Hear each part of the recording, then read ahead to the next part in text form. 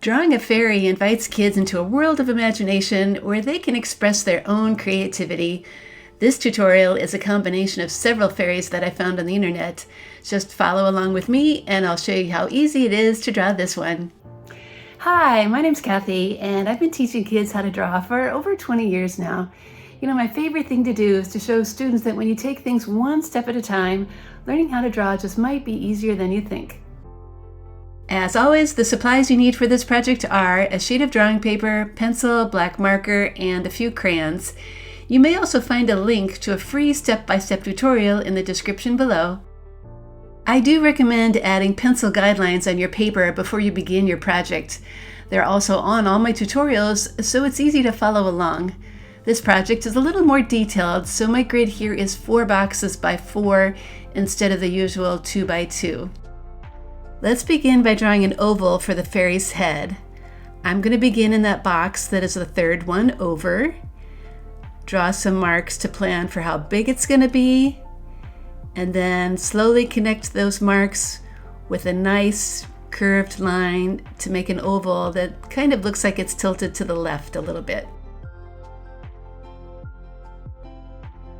Now we can move down to draw the fairy's torso. So begin with the neck, and then add the shoulders and make a curved shape that comes down for the waist and widens a little bit for the hips.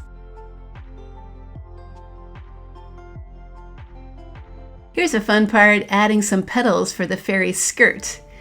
Let's begin by making a large one in the middle, and then draw another to the right, and a couple to the left that look like they're behind. When you're happy with those petal shapes, then go back and add some fold lines in the middle of them.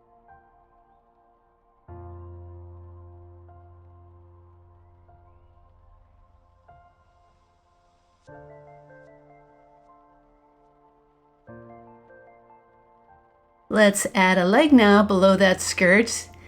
This one is pretty simple. It's just bent a little at the knee. Just watch that your legs get narrower at the ankle, and then have a simple foot at the bottom that's pointing down.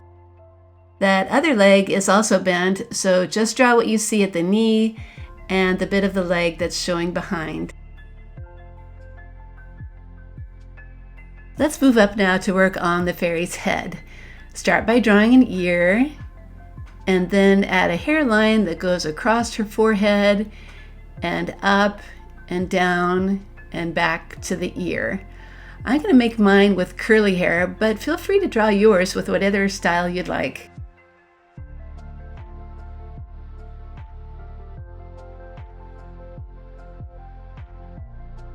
When your hair drawing is done, then it's a good idea to erase that headline that's inside so you don't accidentally trace it. The fairy's face is pretty simple. Start with 2 eyes. The one on the right can be touching the side of the head because her face is turned a bit. And when that is done, add her eyebrows and a simple nose and mouth. Now we can practice drawing arms by adding one to her shoulder.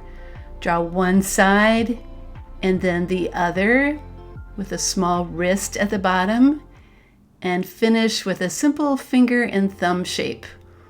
When that is done, then be sure to erase that line inside the arm so we don't accidentally trace it. The arm on the right is drawn the same way, it's just a little bit shorter because it's a little bit further away. One final touch for the dress is adding a line to the top of that bodice. Alright, now fairy wings can certainly come in many different sizes and shapes, but I like these. They're pretty simple. So let's begin by just drawing the main shapes first.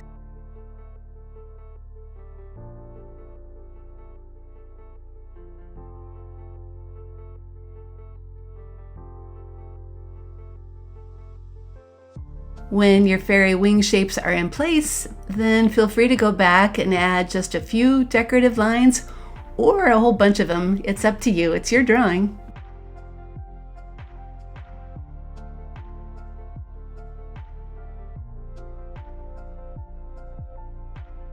All right, I do believe my drawing is done, so I'm going to get out my black marker and start tracing over all of those pencil lines so I can see them really well. When the marker tracing is done, then it's smart to take a moment to erase any pencil lines before you start to color. That's especially true if you have these extra grid lines like I do. Again, please feel free to color your fairy however you want. I'm going to make mine with a darker purple dress and then some reddish purple wings, a black head of hair, and a kind of auburn skin tone. And that, boys and girls, is just one way to draw a fairy. I hope you learned some more about drawing bodies and that you go on to create a fascinating background for your make-believe creature. When you check out my website, Art Projects for Kids, you'll find more imaginative drawing projects, including one for a fairy house and a gnome. I hope you try those out too and that you keep on making art. See you next time.